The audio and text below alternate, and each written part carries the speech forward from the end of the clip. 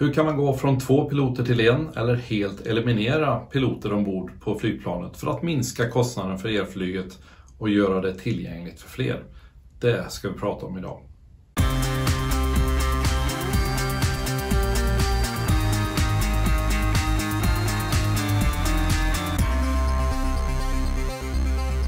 Jag heter Johan och den här kanalen handlar om regionalt elflyg, EVTOL och drönare.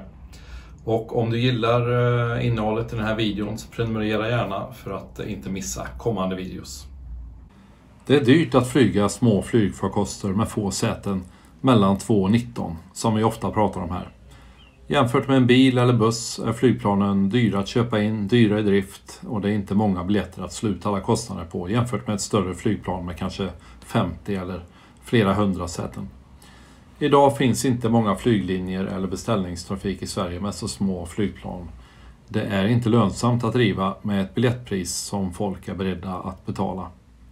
De få flyglinjer som finns är subventionerade av staten för att förbättra kommunikationerna i regioner som har allra sämst förutsättningar. Att få ner den rörliga kostnaden skulle kunna öka möjligheten att använda mindre flygplan och därmed kraftigt förbättra kommunikationerna mellan mindre orter och storstäder och från en mindre ort till en annan. Eldrift kommer på sikt troligtvis sänka de rörliga kostnaderna eftersom det är lägre underhåll på elmotorer än dagens motorer. Men det mesta av kostnaderna är trots allt kvar, så för ett stort genomslag så krävs mer. Och en stor del av den rörliga kostnaden är pilotlönerna. Så kan man gå från 2 piloter till 1 så gör det stor skillnad och ännu större om man klarar sig helt utan pilot. Det kan även finnas möjligheter att sänka lönekostnaderna om flygplanet blir enklare att flyga så att det inte krävs en lika omfattande pilotutbildning och därmed lika hög pilotlön.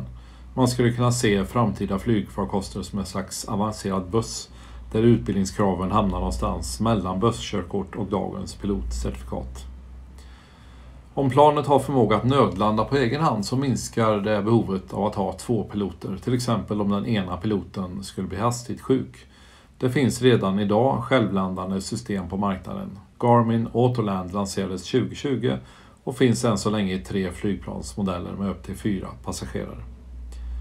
Vad jag har förstått så planerar Aviation och Heart Aerospace att certifiera för 2 piloter, men de borde rimligtvis ha möjlighet att gå ner till 1 pilot inom en inte alltför avlägsen framtid.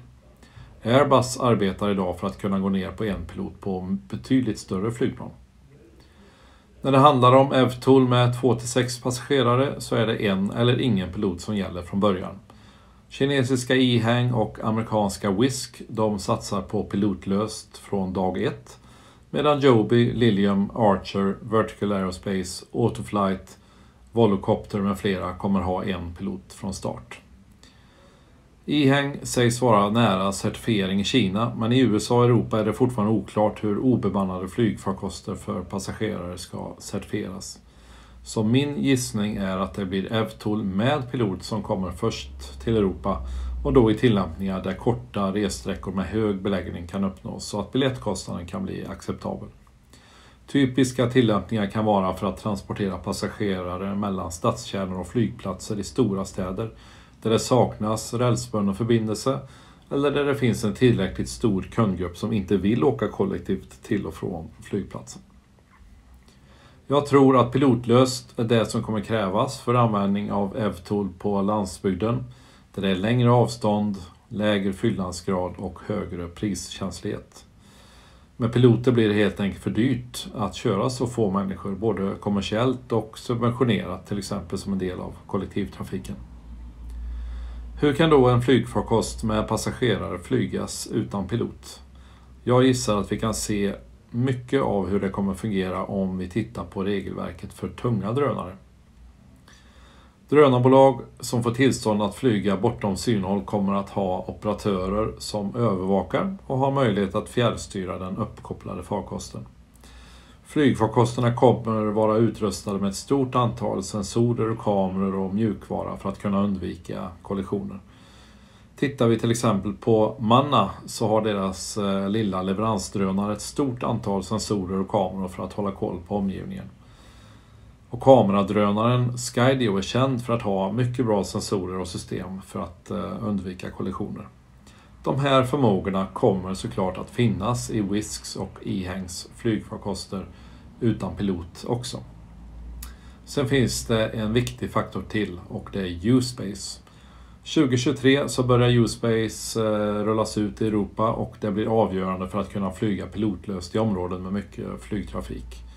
U-Space är områden där det finns ett antal tjänster som gör att flygfarkoster kan flyga där samtidigt med minimal risk för kollision.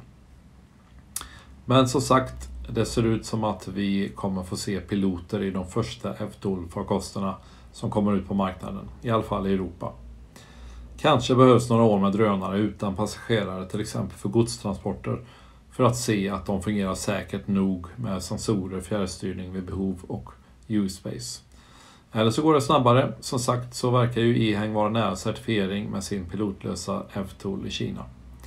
Den som lever får se. Tack för att du tittat. Vi ses i nästa video.